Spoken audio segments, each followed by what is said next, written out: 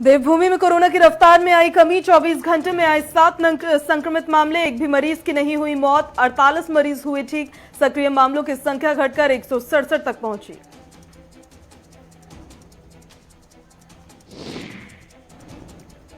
उत्तराखंड में बारिश का कहर जारी। मौसम विभाग ने जारी किया येलो अलर्ट। सभी अधिकारियों को सतर्क रहने के दिए निर्देश। उत्तराखंड के कई जिलों में भारी बारिश के आसार।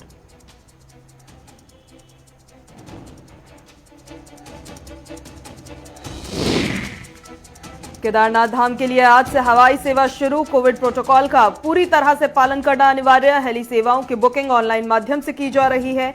हेली सेवाओं से तीर्थ यात्रियों को काफी मदद मिलेगी।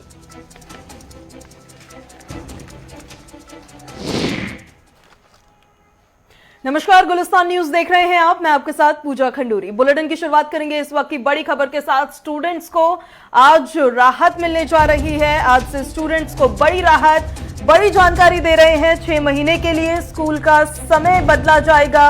अब स्टूडेंट्स को सुबह 9:30 बजे से आपको बता दें कि स्कूल पहुंचना होगा। दोपहर 3:30 बजे तक हालांकि छुट्टी कर दी जाएगी। बड़ी जानकारी दे रहे हैं इस वक्त आपको।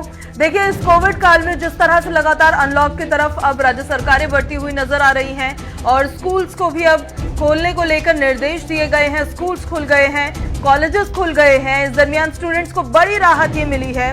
6 महीनों के लिए स्कूल का समय बदल दिया गया है। अब स्टूडेंट्स को सुबह 9:30 बजे स्कूल पहुंचना होगा और दोपहर 3:30 बजे उनकी छुट्टी कर दी जाएगी। बड़ी जानकारी दे रहे हैं इस वक्त आपको। स्टूडेंट्स के लिहाज से बड़ी राहत स्टूडेंट्स के लिए। 6 महीनों के लिए देखिए स्कूल का समय बदला जा रहा है। अब बताया जा रहा है कि अब स्कूल की टाइमिंग जो है उसमें बदलाव किया गया है। शुरुआत सुबह 9:30 बजे से होगी, यानी कि 9:30 बजे स्कूल पहुंचना होगा सभी स्टूडेंट्स को और दोपहर 3:30 बजे उन स्टूडेंट्स की छुट्टी कर दी जाएगी। साथ ही कोविड देखिए कहीं गया नहीं है। तीसरी लहर को लेकर सभी राज्य सरकारें, प्रशासन चिंतित है और सतर्क भी, तो उसी को लेकर कोविड प्रोटोकॉल का पालन भी करना अनिवार्य होगा। बड़ी जानकारी दे रहे हैं इस वक्त आपको। स्कूल्स के टाइम में बदलाव किया गया है। 6 महीनों के लिए स्कूल का समय बदला जाएगा। अब स्टूडेंट्स को सुबह 9:30 बजे तक स्कूल पहुंचना होगा। वहीं दोपहर 3:30 बजे तक स्टूडेंट्स की छुट्टी कर दी जाएगी। बड़ी जानकारी। स्टूडेंट्स के लिहाज से स्टूडेंट्स को बड़ी राहत मिलती हुई नजर आ रही है। 6 महीने के लिए स्कूल का समय बदला जा रहा है।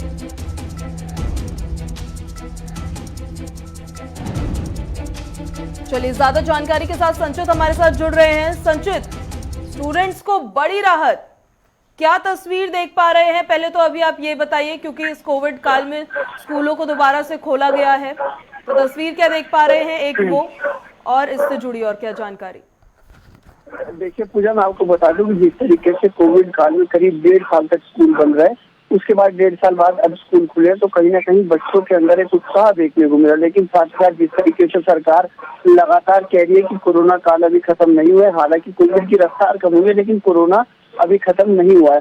उसी को लेकर के जिस तरीके से सरकार ने थोड़ी गाइडलाइंस के साथ कुछ नियमावली के साथ जो स्कूल खोलने का फैसला लिया है, उसी के उसमें आप देखिए जब स्कूल खोले गए तो कहीं ना कहीं अभिभावक इससे नाराज नजर आए। बच्चों हालांकि इससे खुश थे लेकिन अभिभावक नाराज नजर आए, क्योंकि उन्होंने कहा कि जिस तरीके से सरकार लगातार कह रही है कि कोविड काल खत्म नहीं हुआ, तीसरी लहर की अगर बात करें और कहा जा रहा है कि बच्चों पे बड़ा असर डालेगी, बच्चों के लिए बड़ा खतरा है, तो इसको स्कूल खोलने का फैसला जल्दबाजी का है। लेकिन सरकार धीरे धीरे इस फैसले को और अभिभावकों की बात सुनने के बाद अब जो स्कूल का समय है वो 9 बजे के आसपास से कर दिया गया है और देखिए 3 बजे तक का टाइम कर दिया गया। तो कहीं ना कहीं सरकार ने जो अभिभावकों को मैनेज करने का काम किया है, उनसे एक समन्वय बनाने का काम किया है। पूजा, समय बदलने के पीछे की मुख्य वजह क्या निकलकर सामने आई है संचित? और ये भी आपसे जानना चाहेंगे कि देखिए पहले जिस तरह से ऑनलाइन क्लासेस का विकल्प दिया जा रहा था, तो अभी क्योंकि समय बदला जा रहा है, तो क्या अभी भी ऑनलाइन क्लासेस का विकल्प रहेगा या फिर ऑफलाइन ही क्लासेस होंगी? देखिए, मेरी काफी स्कूल संचालकों से बात हुई तो उन्होंने कहा कि हमने अभी भी ये प्रावधान रखा है। हालांकि अगर गाइडलाइन की बात करें या स्कूलों को लेकर जो नियमावली सरकार ने दी है उसमें ऑनलाइन क्लास का जिक्र नहीं है। लेकिन जिस तरीके से अगर बात करें स्कूल संचालकों की, तो उन्होंने कहा कि कोविड को मद्देनजर रखते हुए जो स्कूल प्रशासन है वो इस तरीके से अपने उसको फॉलो करा रहा है फैसले को।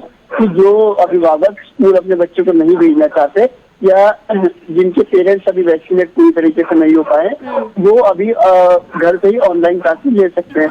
इसको लेकर के काफी अभिभावक परेशान थे क्योंकि कहीं बच्चे ऑनलाइन क्लासेस कहीं ऑफलाइन लेंगे। और साथ ही साथ आप देखिए तो स्कूल प्रशासन ने साफ तौर पर बात कही थी कि अगर किसी भी बच्चे को कोविड होता है तो उसका जिम्मेदार स्कूल प्रशासन नहीं बल्कि उसके अभिभावक, उसका परिवार होगा। इसको लेकर के भी एक संकट पेरेंट्स के मन में बना हुआ था। उसी को लेकर के सरकार ने जो प्रावधान निकाला है, एक तो समय बढ़ाने का प्रावधान निकाला है कि थोड़ा स्कूल लेट से किया जाए। हालांकि इसका कोई इतना फायदा होता है धरातल पे नजर नहीं आएगा, लेकिन कहीं ना कहीं एक बात करें कि मैनेज करने का काम सरकार ने किया, तो मैनेज करने का काम सरकार ने अपनी तरफ से कर लिया है। पूजा चलिए ठीक है, एक तरह से अनलॉक की तरफ भी बढ़ना ही है और बढ़ते हुए यहाँ पर राज्य सरकारें और प्रशासन भी नजर आ रहे हैं। बहरहाल बहुत शुक्रिया संचित तमाम जानकारी के लिए। तो स्टूडेंट्स को देखिए बड़ी राहत मिली है, स्कूल के टाइमिंग में बदलाव किया गया है। अब स्कूल का टाइमिंग जो होगा अगले 6 महीने के लिए बताया जा रहा है कि सुबह 9:30 बजे से और दोपहर के 3:30 बजे तक ये वक्त रहने वाला है। अगली खबर की ओर रुख कर लेते हैं। आज से केदारनाथ धाम के लिए हवाई सेवा शुरू हो रही है। बड़ी जानकारी, कोविड प्रोटोकॉल का पूरी तरह से पालन करना अनिवार्य होगा। हेली सेवाओं की बुकिंग ऑनलाइन माध्यम से देखिए की जा रही है। हेली सेवाओं से तीर्थ यात्रियों को काफी मदद मिलेगी। किराया जो है आने जाने का वो जरा आपको बता देते हैं कि गुप्तकाशी से केदारनाथ तक का किराया जो है 7,750 रुपए। फाटा से केदारनाथ तक का जो किराया है वो 4,720 रुपए बताया जा रहा है। और सिरसी से केदारनाथ तक का किराया जो है वो 4,680 बताया जा रहा है। बड़ी जानकारी इस वक्त दे रहे हैं आपको। केदारनाथ धाम के लिए आज से हवाई सेवा जो है वो शुरू कर दी गई है। ज्यादा जानकारी के साथ धनराज गर्ग हमारे साथ जुड़ रहे हैं। संवाददाता धनराज की ओर रुख कर लेते हैं। धनराज, आपके पास क्या जानकारी, केदारनाथ धाम के लिए आज से हवाई सेवा शुरू कर दी गई है?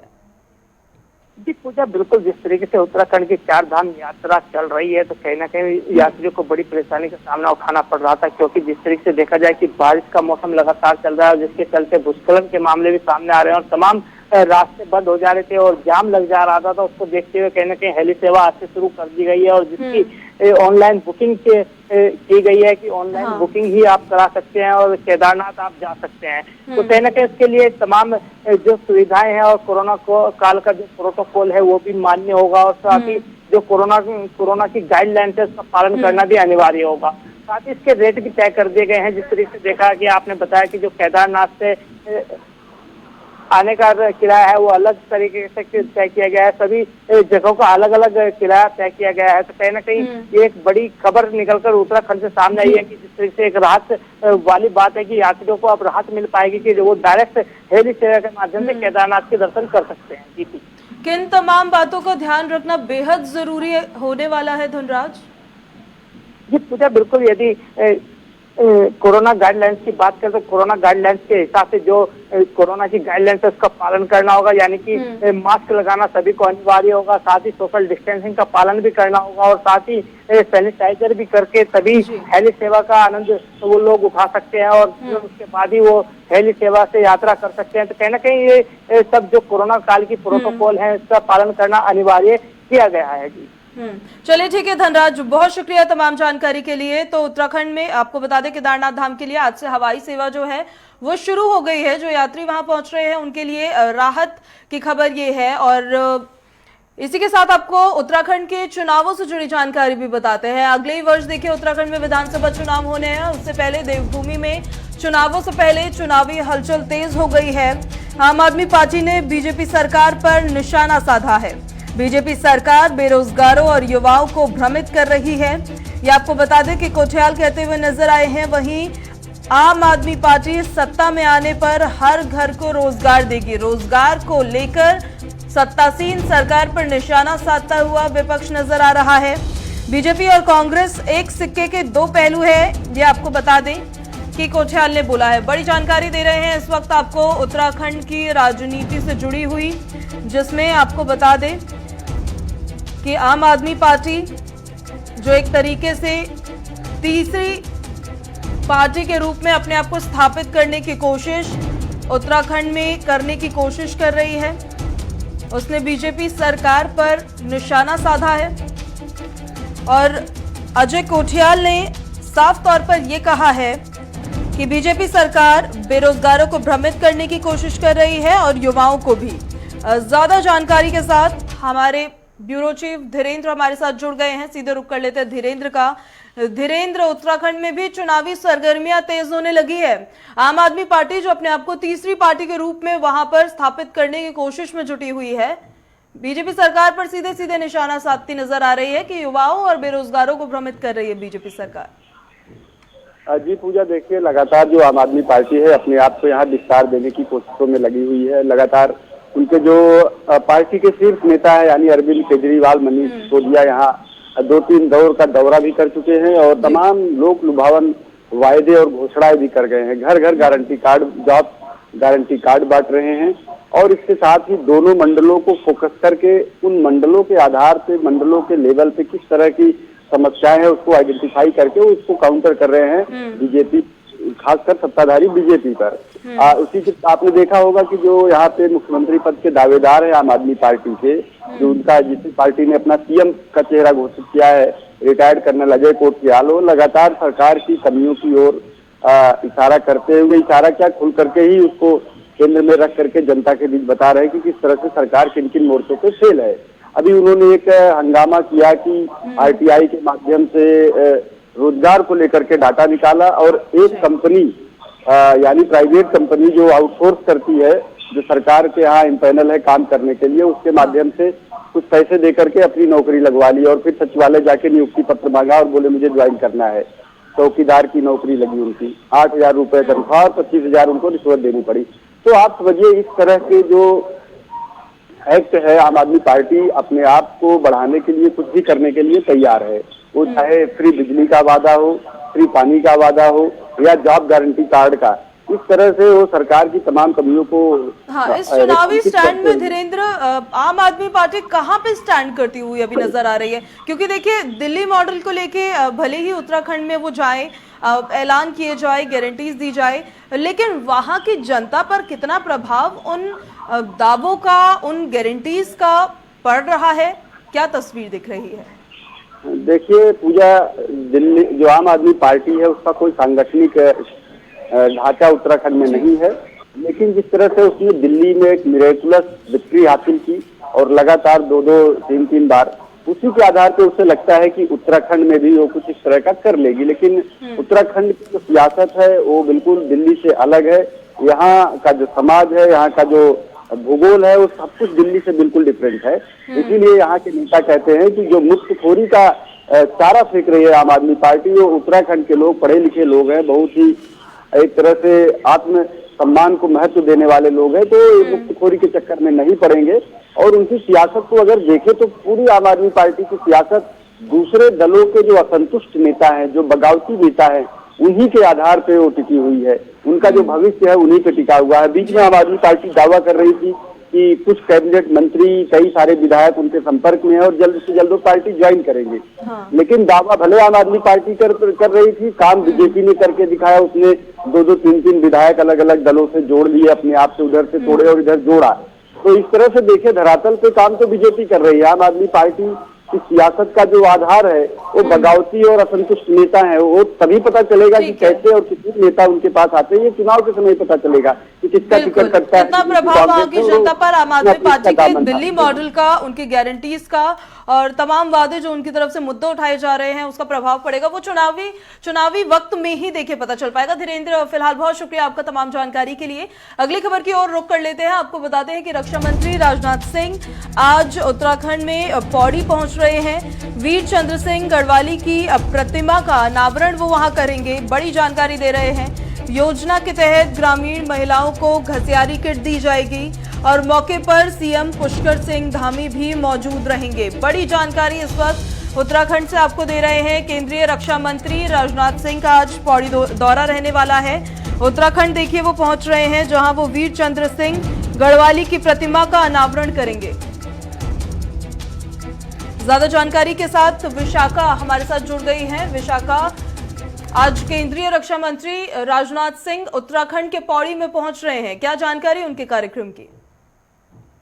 जी बिल्कुल पूजा, जैसा कि पहले से तय था, आज रक्षा मंत्री राजनाथ सिंह का उत्तराखंड दौरा है। उत्तराखंड के पौड़ी में राजनाथ सिंह शिरकत करेंगे, जहां पर वीर चंद्र सिंह गढ़वाली, जो एक स्वतंत्रता सेनानी रहे हैं, पेशावर कांड का जिन्हें नायक कहा जाता है, और उत्तराखंड के स्वतंत्रता सेनानियों में एक अहम जो भूमिका है वो वीर चंद्र सिंह गढ़वाली की रही है। उनकी प्रतिमा का अनावरण करेंगे, उनकी प्रतिमा पर श्रद्धांजलि अर्पित रक्षा मंत्री के द्वारा की जाएगी। इसी के साथ साथ जो घसियारी कल्याण योजना है राज्य सरकार की, उसका भी वहां पर एक तरीके से लोकार्पण राजनाथ सिंह के द्वारा किया जाएगा। तमाम जो महिलाएं हैं, पहाड़ी महिलाएं हैं, वहां पर घसियारी जो कल्याण किट दी जाती है इस योजना के माध्यम से तमाम ग्रामीण महिलाओं को, वो राजनाथ सिंह के द्वारा दी जाएगी। और तमाम जो फिलहाल चुनाव को देखते हुए चुनावी रणनीति के तहत भारतीय जनता पार्टी के तमाम दिग्गज नेता, केंद्रीय नेता उत्तराखंड के दौरे पर पहुंच रहे हैं। और समझिए कि यह शुरुआत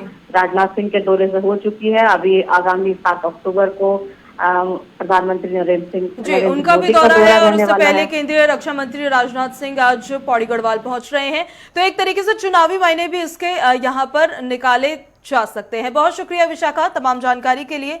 अगली खबर की ओर रुख कर लेते हैं। उत्तराखंड से कोरोना से जुड़ी जानकारी आपको देंगे। देवभूमि में कोरोना की रफ्तार में कमी आई है। पिछले 24 घंटों में 7 नए संक्रमित मरीजों की पुष्टि की गई है।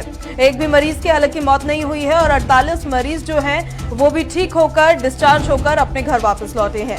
सक्रिय मामलों की संख्या अब 167 तक पहुंच गई है। बड़ी जानकारी उत्तराखंड से आपको दे रहे हैं कोरोना से जुड़ी हुई। पिछले 24 घंटों की यह अपडेट है जिसमें 7 संक्रमित मामलों की पुष्टि की गई है। और कोरोना की रफ्तार में उत्तराखंड में देखिए लगातार कमी दर्ज की जा रही है। पिछले 24 घंटों में 7 नए कोरोना संक्रमित सामने आए हैं। एक भी मरीज की मौत नहीं हुई है और 48 मरीज डिस्चार्ज होकर अपने घर लौटे हैं। वहीं सक्रिय मामलों की संख्या जो है वो भी 167 तक पहुंच गई है। देवभूमि में कोरोना की रफ्तार में कमी आती हुई देखिए नजर आ रही है। इसीलिए वहां पर अनलॉक की तरफ भी अब राज्य सरकार बढ़ती हुई नजर आ रही है। स्कूल्स खोले गए हैं, साथ ही कॉलेजेस खोले जा रहे हैं, बाजार खोले जा रहे हैं नए एसओपी के साथ।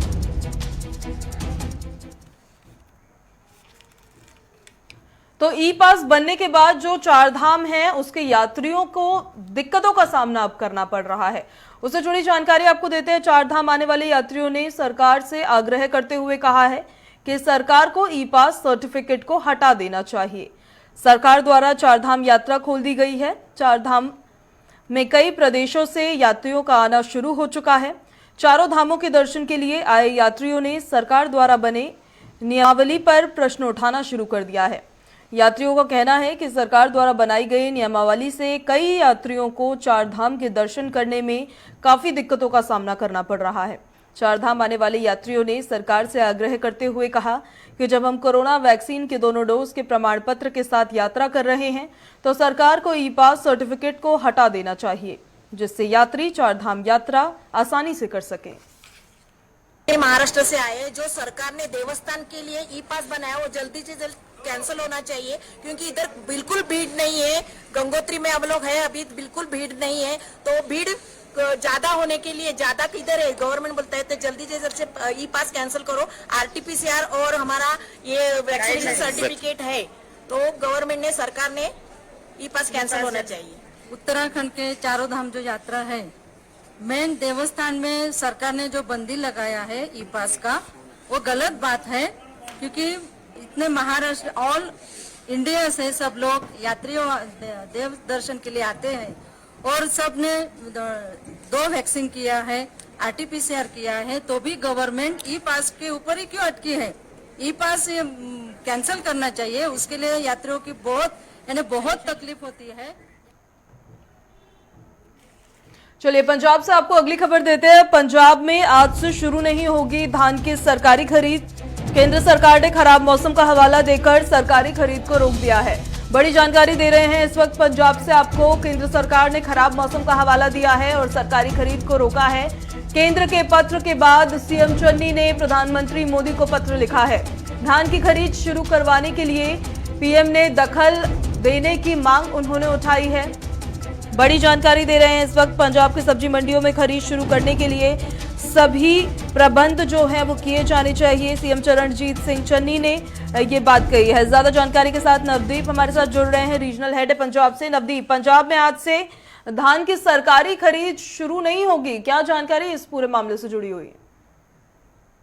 देखिए, बिल्कुल पूजा, कहीं ना कहीं चाहे वो पंजाब की बात करे या फिर हरियाणा की बात करे, दोनों राज्यों के अंदर ही सरकारों ने 1 अक्टूबर से धान की जो सरकारी खरीद है उसको शुरू करने का ऐलान किया था। सभी प्रबंध किए गए थे, 2 दिन पहले भी ऑर्डर किए गए थे कि इसके लिए जो अतिरिक्त मंडियां बनाई गई हैं, कोविड से बचाव के लिए तमाम व्यवस्था की गई है।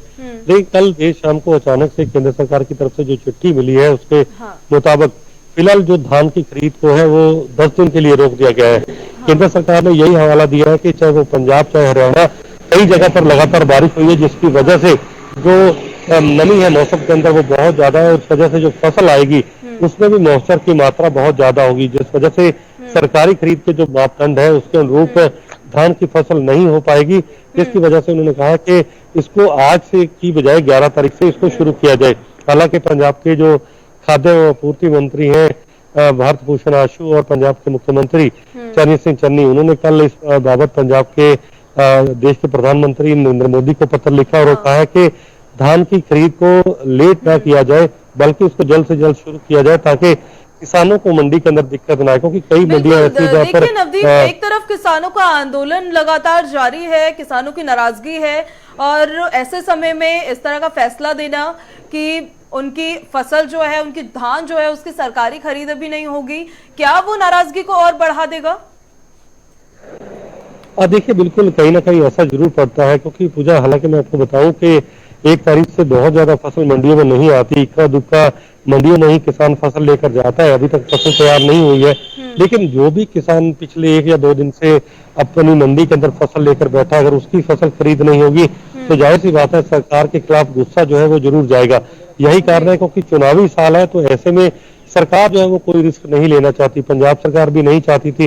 हालांकि मैं अगर मुझे बताऊं, पिछली बार जब गेहूं की खरीद हुई थी तो पंजाब सरकार ने खुद गेहूं की खरीद को 1 हफ्ते के लिए कहीं ना कहीं पीछे कर दिया था, क्योंकि व्यवस्था पूरी नहीं हो पाई थी। क्योंकि अभी चुनावी साल है, इस वजह से खासतौर पर पंजाब सरकार भी नहीं चाहेगी कि किसी भी तरीके की कोई लेट लतीफी हो, अगर धान आया है नहीं आया। लेकिन ये संदेश वो पंजाब के किसानों को, पंजाब के आम लोगों को नहीं देना चाहते कि उनके पास किसी व्यवस्था की कमी है और व्यवस्था की कमी की वजह से जो खरीद शुरू नहीं हो पाई है।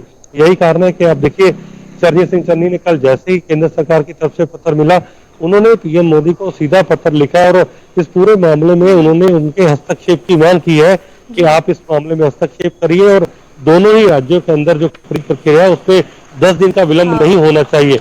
अगर मॉइस्चर की दिक्कत है तो उसके लिए सरकारी मापदंड है, उसके लिए सरकारी एजेंसियां देख लेंगी, लेकिन खरीद को आगे टालना ये कहीं ना कहीं एक गलत संदेश देना जैसा होगा। फिलहाल अब देखना होगा कि आज जब दोबारा बातचीत होगी, चाहे वो खाद्य सचिव हो या खाद्य आपूर्ति केंद्रीय मंत्री हो, अगर उनसे आज बातचीत होगी मुख्यमंत्री की तो क्या कुछ नतीजा निकलता है, ये देखने वाली बात जरूर रहेगी। पूजा, चलिए ठीक है नवदीप, बहुत शुक्रिया आपको तमाम जानकारी के लिए। अगले खबर की ओर आगे अब बढ़ते हैं। पंजाब से ही अगली खबर सामने आई है, जहां पर मुख्यमंत्री चरणजीत सिंह चन्नी ने, आपको बता दें कि सेक्टर 9 स्थित पुलिस मुख्यालय का औचक निरीक्षण किया है। पंजाब के डिप्टी सीएम और गृह मंत्री सुखजिंदर सिंह रंधावा ने चंडीगढ़ के माफ कीजिएगा, सीएम चन्नी ने नहीं, डिप्टी सीएम सुखजिंदर रंधावा ने औचक निरीक्षण वहां किया है। वहीं पंजाब के डिप्टी सीएम और गृह मंत्री सुखजिंदर सिंह रंधावा ने चंडीगढ़ के सेक्टर 9 स्थित पुलिस मुख्यालय का औचक निरीक्षण किया। इस दौरान उनके साथ डीजीपी भी मौजूद रहे।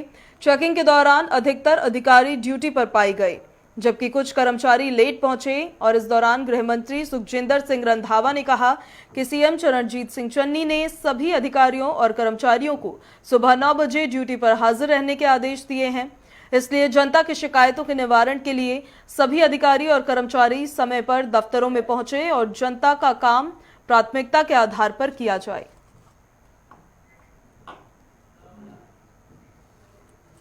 चलिए, खबरों में मेरे साथ अभी बस इतना ही। बाकी तमाम बड़ी खबरों से जुड़े रहने के लिए आप देखते रहिए गुलिस्तान न्यूज। नमस्कार।